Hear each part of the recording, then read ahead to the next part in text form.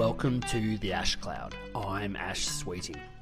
Today we are joined by Sparsha Saha, a political scientist at Harvard University and the only empirical political scientist studying meat politics. Her research focuses on how voters respond to issues around meat, animal rights, and the links between animal agriculture, food accessibility, and climate change. Meat politics is very much all around us. Our human food system really relies on the animal, so it's a form of human-animal relations, which is ultimately a political relationship. Given the extent of the political discourse on meat and the role of animals in our society, this topic is not well studied. As far as I'm aware, there is not a lot of empirical political science on meat politics. There are many things that our society broadly agrees on. I found that in the United States, there is really no backlash for political candidates who talk about animal welfare. And so I created profiles of animal-friendly candidates, and they performed really well among voters, both Republican voters and Democrat voters.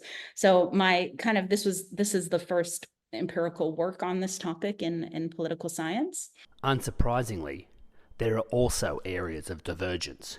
And I picked that up really strongly in the paper. There was a big difference between urban and rural respondents on their preference for political candidates who are proposing climate policy to address meat. We need to be aware of what many of us take for granted. The fact that food and water have such low salience, right? Despite the fact that for thousands of years, humans, what we were thinking about most of the time was how to get food and water, and now that's so different. It's gone away. This main concern, and actually, it's now maybe more important than ever for humans to be thinking about it. Are society's current priorities sustainable? I ran a pilot study to kind of get a sense of how people were thinking about food and water, and it was so low down on people's kind of ranking of like what is important. So people don't know we're in a food and water crisis, but we are, and it's going to get worse. So to me, the fact that we sort of have become so disconnected from our food, we're not close to it at all, is really dangerous, actually, because it means that we're not paying attention now when we could be doing something about it. We need to respect other people's differing opinions. How can we talk about this in a way that is true to what we believe, true to what you believe, without feeling like you have to convince everyone that that's the way to think about it. The political process is slow. There seems to be some thought about regenerative agriculture for the Farm Bill, which is amazing, right? Whether there will be enough, I don't know. I hope so, but at least it's kind of entering the conversation. Quality is key when it comes to human and environmental health. What we are eating matters, and the decisions we are making matter. One of the frames that I like a lot is eat less but better. And I think that is something that might appeal to a lot of people, where you are reducing your consumption of animal products, and replacing it with animal products that have a higher nutritional content and are also supporting biodiversity. Thousands of years of evolution still run deeply through our veins. Being outside, being with the soil, having access to land, I think that's like inside every human. I wish we would support it. Situational awareness is vital. We have to address the underlying root causes of our ecologic crisis. And one of those root causes, I believe, is our human anthropocentrism. I'm not a hunter, I don't hunt, but I view hunting as one of the solutions to that, because for so long, our ancestors, right, on every continent hunted, and had such a intuitive relationship to hunting and growing food. Is our current thinking and research fit for purpose? there was a piece by Tim Benton that was published recently. I think it was in Nature Food. And he was sort of arguing, look, we as academics, we really need to think outside of the box. And we have to think more about power, actually, and challenge some of the deepest kind of assumptions of our discipline. And the time really is now for academics to do that.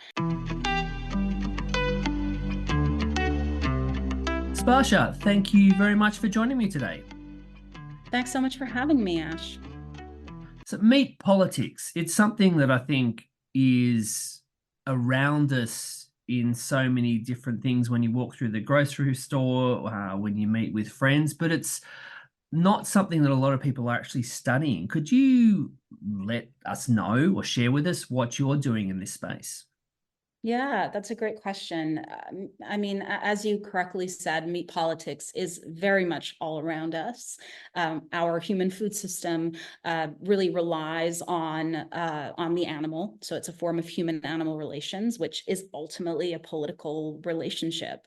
And so meat politics reflects the ways in which humans interact with non-human species, with nature, with soil, all of it, with water, with all of these resources in planet Earth, on planet Earth.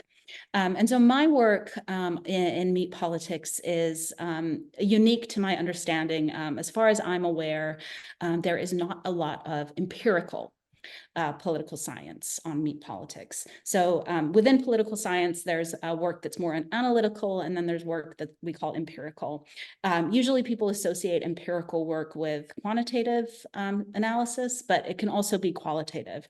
The main kind of element of empirical political science is that we are testing hypotheses. So we will borrow from theories and concepts that exist. In my work, I borrow a lot from social psychology.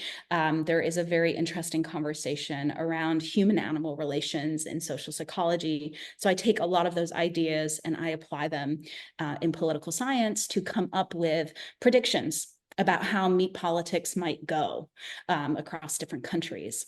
And then I go and I collect data. I have a methodology. So I am quantitative. I'm also an experimentalist. So I'll go out and I'll run some survey experiments to test my hypotheses to see, was I right or was I wrong?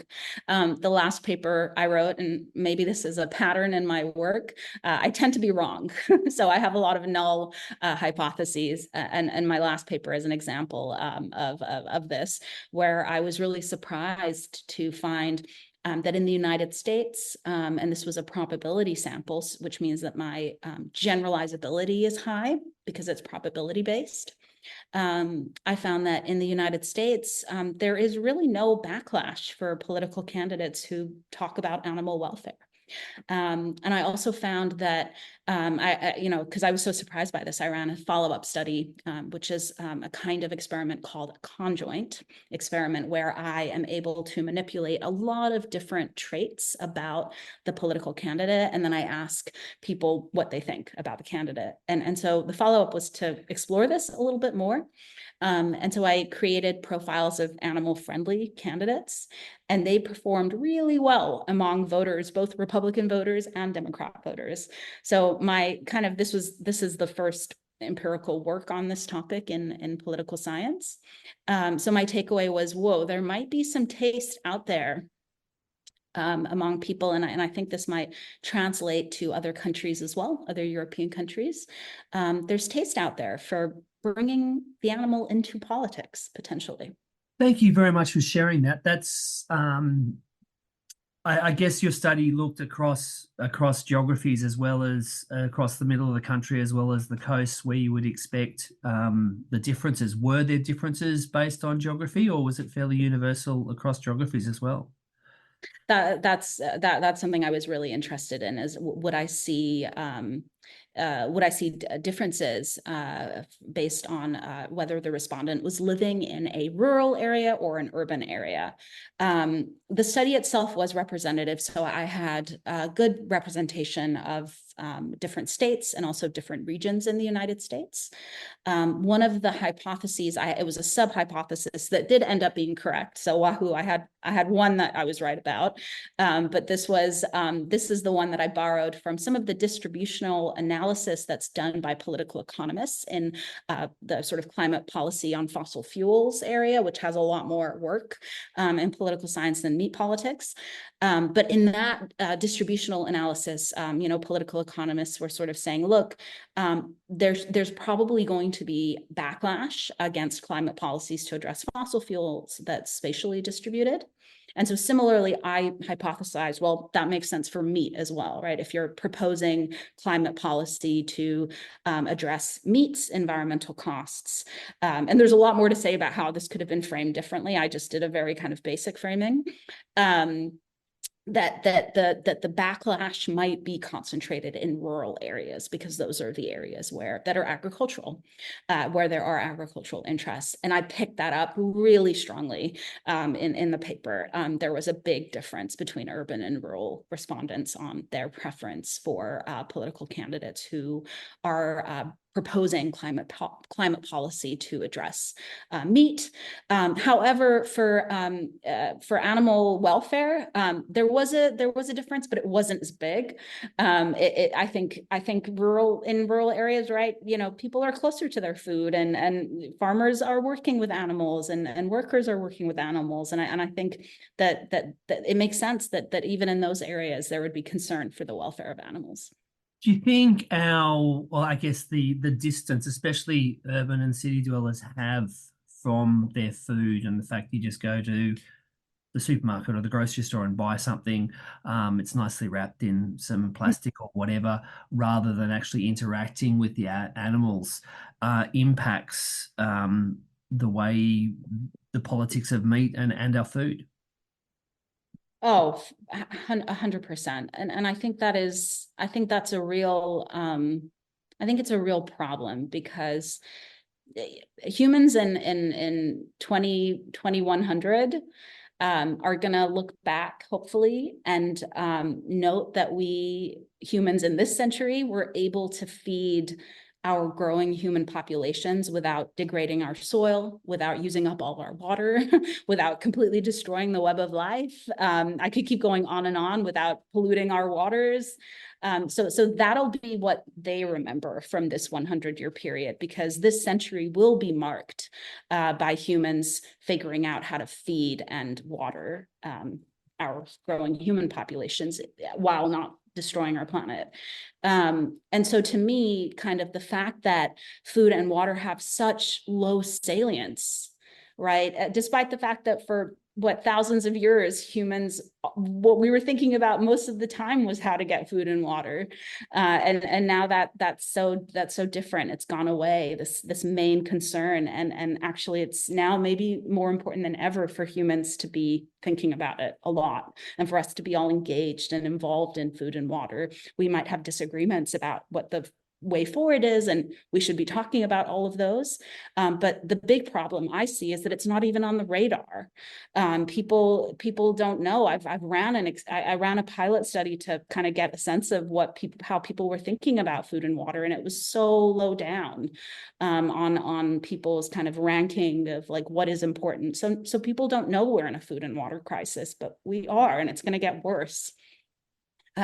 So to me, the fact that we sort of have become so disconnected from our food, we're not close to it at all, is really dangerous, actually, because it means that we're not paying attention now when we could be doing something about it. If we kind of let it go, and we don't put resources and time and energy and political will and leadership and businesses as well, business interest as well, now we will fail. So now is the time when we need people to be thinking about food and water. And the way the system currently does not help people to think about that. I guess in the general media, there's this conception that either it continues business as usual and there's no issue with the way our food and our meat is being produced, or we all need to go vegan. And and there's obviously a huge middle ground between those two diverse views. How do you see that middle ground, and what do you see as the dangers or the risks in that polarization of either one or the other? That's a great question. I think, I mean, so there's a framework called the kind of the deviance model, and this comes out of social identity theory, and this very brilliant Russian theorist named, I'm probably going to not pronounce his name correctly, but Moscovici, I think is his name. And his argument was that in society, those who are extremists, right, who are pushing social boundaries and social norms, can actually be useful, right? They oftentimes trigger social progress. So one thing I will say is I bring that up to say, you know, in my head, in my mind, a lot of that work can be helpful, right? It can put things on the agenda, and it can trigger discussions, and you oftentimes get very impassioned people who are passionate about food, right? And that's a good thing. Now there's also a downside, right? Which is that if your strategy is not inclusive, if your strategy is not providing space for other people's ethics and other people's way of thinking about things, people who have expertise in food and water, right? Farmers and ranchers and folk who work with their hands in the soil, who know what they're, you know, who know what they're talking about and what they're doing. If there's not space for that, then that work will be less effective. So the question for me really becomes, how can the sort of the plant-based sector or the sector of folk who identify sort of along those groups on at the boundaries of social progress, how can you look inward and bring people in? One thing that I think teaching on this topic has been helpful for me, because the more I've learned, the more I've understood how complex it is. And the more I've learned, the more humble I've become. So, you know, how can we be sure to, how can we talk about this in a way that is true to what we believe, true to what you believe, without feeling like it has to be, you have to convince everyone that that's the way to think about it. Right. So I will always be really clear with my students, like, there are things I believe, right? I'm going to teach you facts. I'm going to teach you information. And there are things I believe, but I don't view it as you needing to believe that too. So instead, where's the common ground? What can we all agree on? And there's so much agreement, actually. The other part of this framework is that social progress is hastened when when members of the deviant groups start including outgroup members. So that would be for vegans to champion non-vegans who are you know, championing or moving things forward. And I think regenerative agriculture is one of those places, right, where there is a lot of common ground. And I think that there's so much work that could be done by people collaborating and forming coalitions, and not thinking that everyone has to agree on every single thing. We can agree on the big things that need change, and we can debate the other things openly and with kindness. So That's very interesting, because you know, there's been many a passionate argument or debate, depends on where that fine line sits, between people who are very, very passionate about climate change and the impacts of climate change on our society, and the only area they're differing is the approach to address it, rather than actually the fact that we need to make changes to, you know, reduce our footprint on the environment. Are you getting, because at the end of the day, there's what happens within individuals, there's what happens within business, and there's what happens within government in terms of policy and any legislation. Where do you see, I guess, engagement, interest, pushback from, especially government and industries? so I think I'll kind of start with the interest portion. Um, I think a lot of politics across, and my expertise is advanced, the developed Western democracies, right? So across these countries, across these peer similar countries, there really are, there's such low levels of trust in government on the part of citizens. We see that like from data set to data set. People don't feel like government is working for them. They oftentimes don't feel like their leaders are working for them.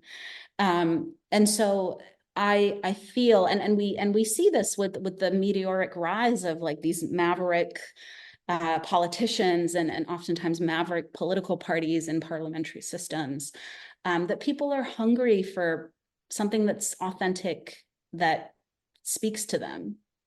And I feel that there is a need for, that people are hungry for new forms of moral leadership, because that's been lacking.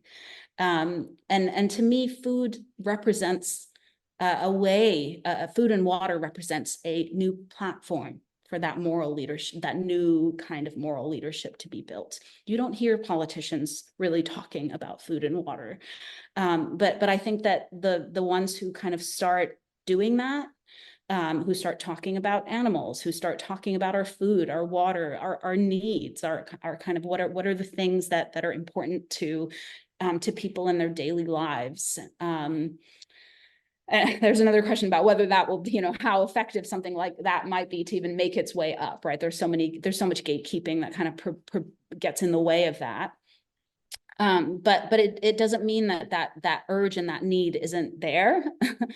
And actually, I think we can sort of learn a lot from other sectors of society, like the arts, music, right? Music, we're seeing this sort of research, this renaissance in a way of artists like Zach Bryan and Noah Kahan, Noah Kahan sings about love for New England. He's really singing about land. Similarly with Zach Bryan, he's Oklahoma's son. He sings about land, and I feel like that urge is inside people, and leaders who are authentic, who emerge during this time, this great crisis, could really connect with people in positive ways. Not we see, I think, a lot of the negative ways that can happen, but I also want to believe that there are positive ways that leaders can connect with people still. So I think that's while leadership, there might, while the crisis in leadership kind of, there could be an argument about leaders not being that important, or especially political leaders kind of not being that important anymore. I actually think that they really could be. So that would be sort of an interest, I would say, in emerging leaders, youth activists, so leaders who are younger now, who will be our leaders of tomorrow. I think that if they kind of study the people, if they study people's needs and desires, and think more about the land, that they might actually be very successful. Now, barriers to some of this, I mean, I worry that food and water won't make it onto the political agenda, because until we have a serious crisis. I wouldn't like that to happen. I would prefer that we tackle these problems preventatively, but I'm concerned that it would take a crisis for food and water to make their way on the agenda, just because of the way that we have set up some of these systems. So the way people are getting their news, so it can oftentimes feel like political entertainment if you're watching the news. It's not always like digging into issues to educate people, which was part of the role of, I guess it was the fourth estate, the media. One of the roles is to educate the public, and I don't see that as much. I think there's a lot more focus on entertaining the public. I think mental health is a problem. I think we have an enormous mental health crisis in richer countries, particularly among young people. And if you're just trying to get through the day and not have a meltdown, because you're not, you know, you're not tied to land, you're not tied to a place, and you just feel like you're a cog in a machine. That means that you're, you know, I really don't, I think it's tougher to thrive or transform in the ways that I think we need a lot of people doing so now. What are other, I think gatekeeping is another big problem. So, you know, on kind of the, you know, how can we make sure that new forms of moral leadership are rising up through the ranks? I think everything is sort of in place to prevent these kinds of leaders from rising up through the ranks. So I worry a lot about like how gatekeeping shuts down really promising leaders. Because if I think oftentimes if you're not willing to, you know, doing the work of uncovering the middle ground can you know, can piss a lot of people off too, right? So if you're, you know, if you're playing the game of trying to get promoted in a certain way that will help you get promoted, you might not actually be uncovering common ground. Now that's a very blanket statement, and there are many amazing leaders who still are able to do that, but I just worry that it's less possible. So I could keep going on and on, but I think there are more barriers probably than like interest. Given what you mentioned about the need for, well, hopefully not the need for a crisis, if you look more globally, the war in Ukraine, when Russia invaded Ukraine, and what that did to grain supplies coming out of Ukraine, what that did to fuel prices, what that did to fertilizer prices. Um, you know, the fertilizer prices very much hit the entire world.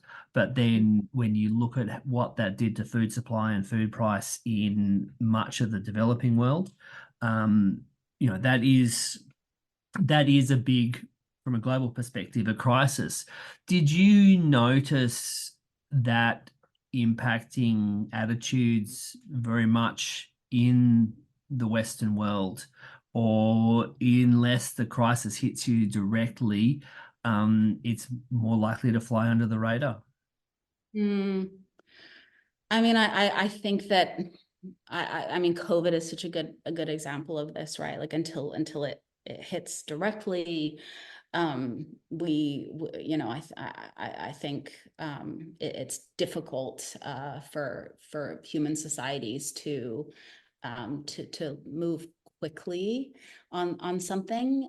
That said, I mean, I'm not sure, I'm not aware of much work on this, but I do wonder if some of the food shortage problems, which I think clearly revealed that you know, the globalized system we've built, which when it's running smoothly, you know, can sort of work. There's a lot of problems still with it, but it like it gets things to places. But if you know, because we've built such a like a consolidated system in a way that that you know, what one like that was one thing, right? And it just sort of created this enormous problem right down the line. It affected so many different areas. So we saw that so clearly. But I think, and I wonder if that did provide some foundation for some of the discussions that we're having now. I mean, 5-6 years ago, I can't imagine like some of the things that are somewhat on the agenda now, right? Like there seems to be some thought about regenerative agriculture for the Farm Bill, which is amazing, right? Whether there will be enough, I don't know. I hope so, but at least it's kind of entering the conversation, and perhaps the Ukraine war was a part of that for us, even in the Western countries, to trigger some of that discussion. But to me, I think some of what I see is kind of obviously happening is remarkably off the radar of like entities who I would think would be very concerned. So what sort of things are so obviously off the radar that you're seeing? yeah, I mean, it's changed a little bit, but like even just a year ago, you know, when there was a discussion around when there was an article about water, for instance, you know, and these were reported in mainstream news sources like ABC and CNN.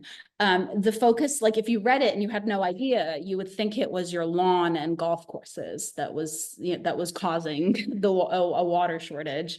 And it's in the US. I mean, if you look at the regional planetary boundary, it's growing feed and forage crops that is tipping us over the regional water planetary boundary in the central part of the country.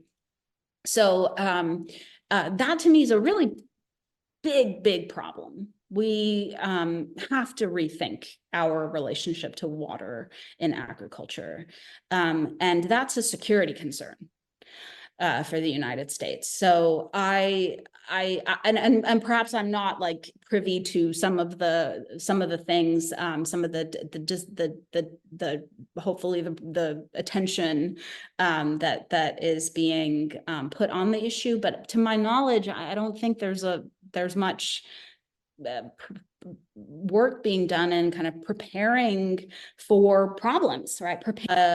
You know, next summer being particularly bad in the El Nino, and that impacting all the feed that we're, you know, supposed to be growing. So like, how are we preparing for some of the inevitable, unpredictable changes that are going to be impacting crops in the United States?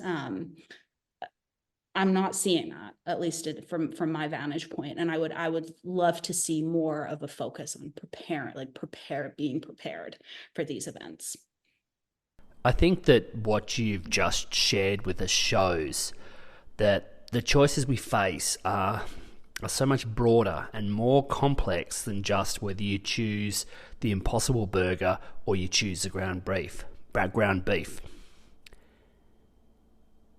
How do you bring that nuance into the general discourse?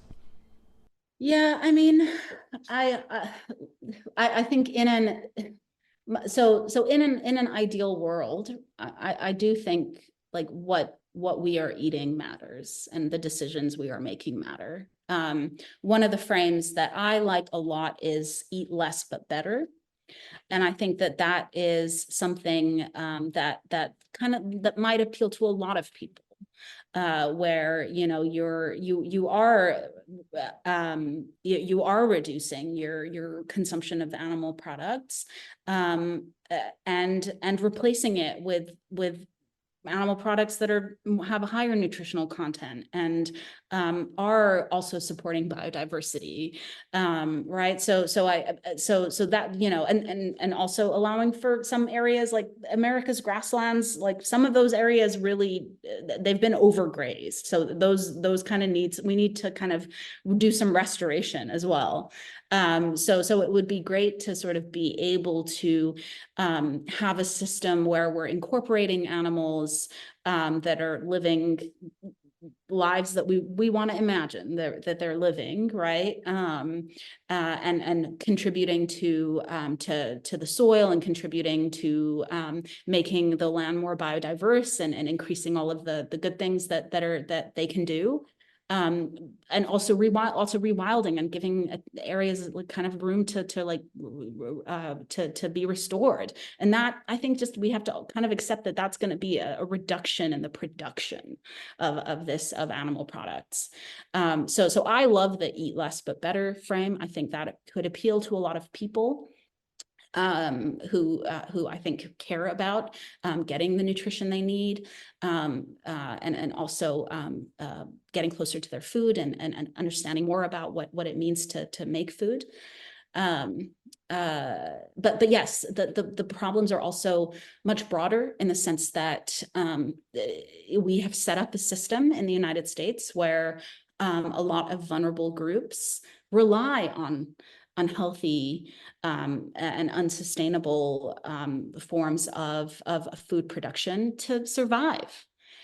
So if you know, and inflation has been increasing more like it's kind of crazy. It's stupid. I think if you talk to the average person and they're like, oh, half my paycheck is rent and the other half buys me 4 blueberries, right? Like this has become a huge problem. People are struggling. People are unable to eat the healthy, diverse diets that I think most of us would agree would be healthy.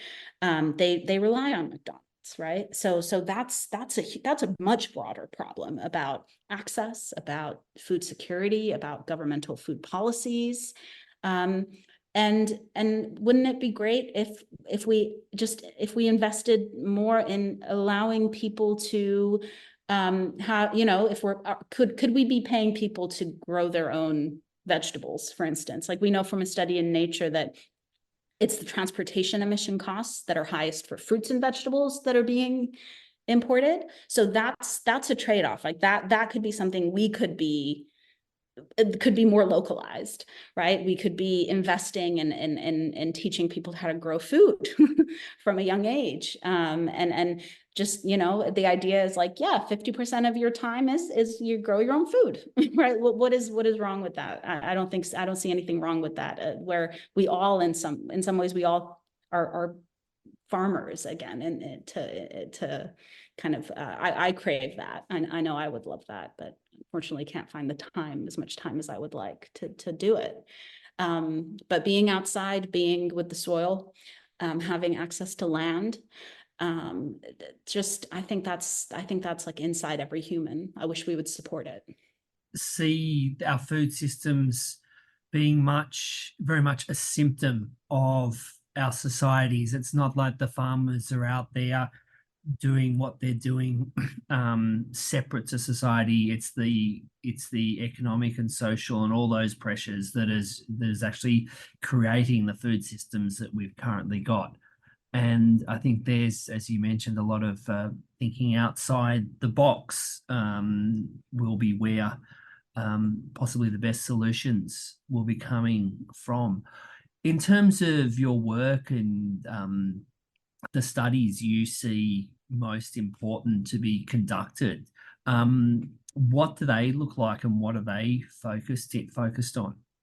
One of the things I believe on a deeper level is that we have to address the underlying root causes of our ecologic crisis. And one of those root causes, I believe, is our human anthropocentrism.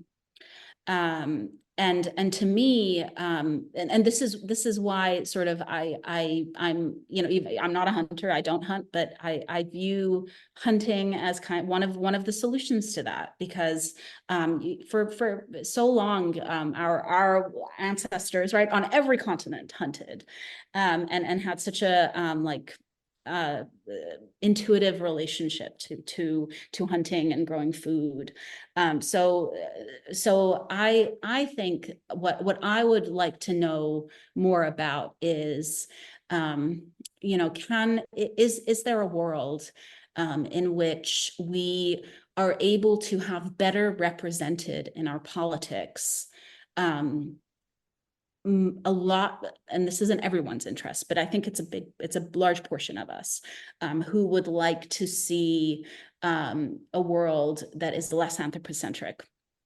Is there a way to have those interests represented in politics? Because right now, if you're somebody who you know, scores lower on sort of that, on anthropocentrism, you have no representation in politics at all. And it can look like many different things. It can be because you care about animal welfare.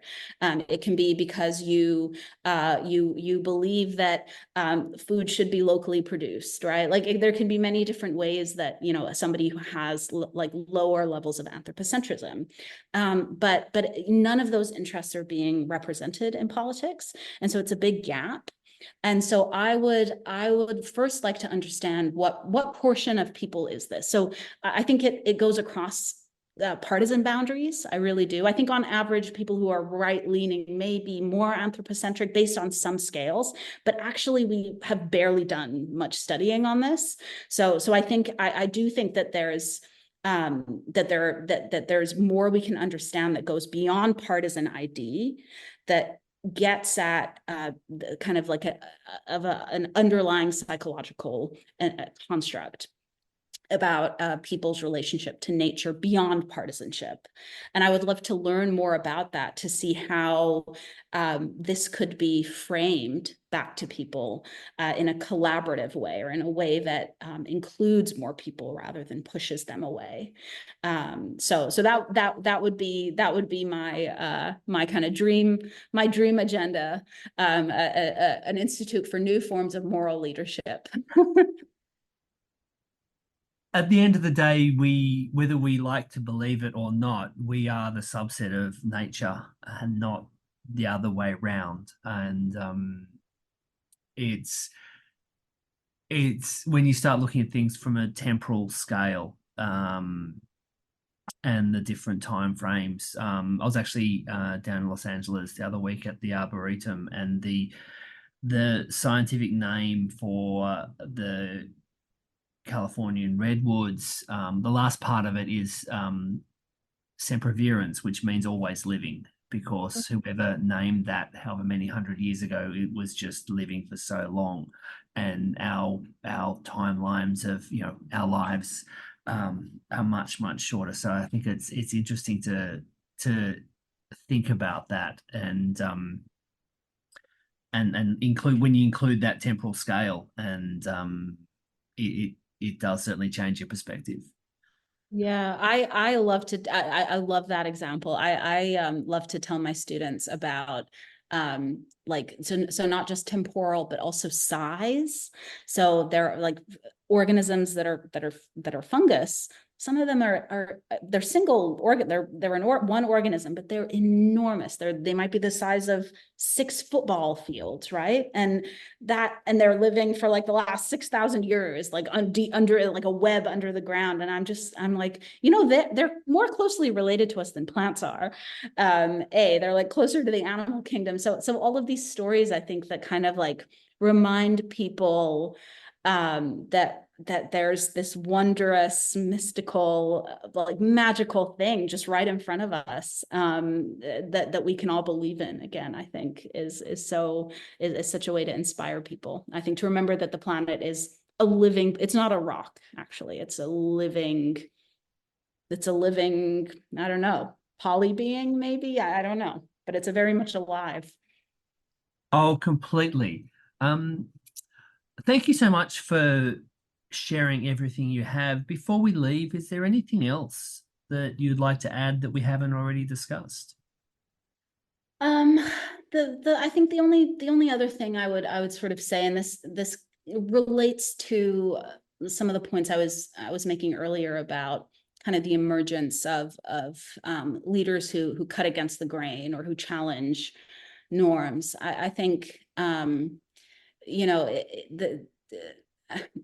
academia, I think, can be a similar sort of like tough place to bring up new ideas, even though it's supposed to be so receptive to new ideas and new conversations. It's actually not, is what I've kind of been finding. And I do sort of, there was a piece by Tim Benton that was published recently. I think it was in Nature Food.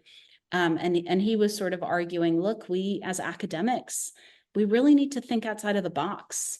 And we have to think more about power, actually, and challenge some of the deepest kind of assumptions of our discipline. And the time really is now for academics to do that.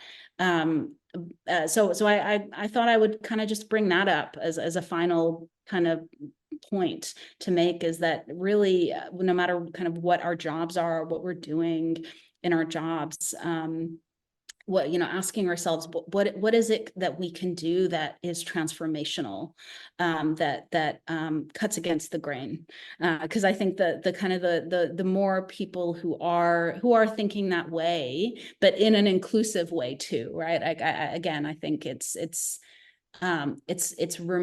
my mom said you can agree, you can disagree with somebody, but you can agree with their character. And that has always stuck with me. And I just sort of I want some of that to come back of look, I disagree with many people, but there are people who I disagree on more things with, and I agree with their character. And there are people who I disagree with their character and probably agree on more points with them. And I would take the person on the other side every other day. So I think how can we do that? How can we support people around us? How can we transform ourselves and do it in a way that doesn't push people away around us. Sparsha, thank you so very much for joining me today. Thank you so much for having me. It's such a pleasure, and thank you for all of your great work. You've been listening to The Ash Cloud with me, Ash Sweeting, in conversation with Sparsha Saha, recorded in California in December 2023.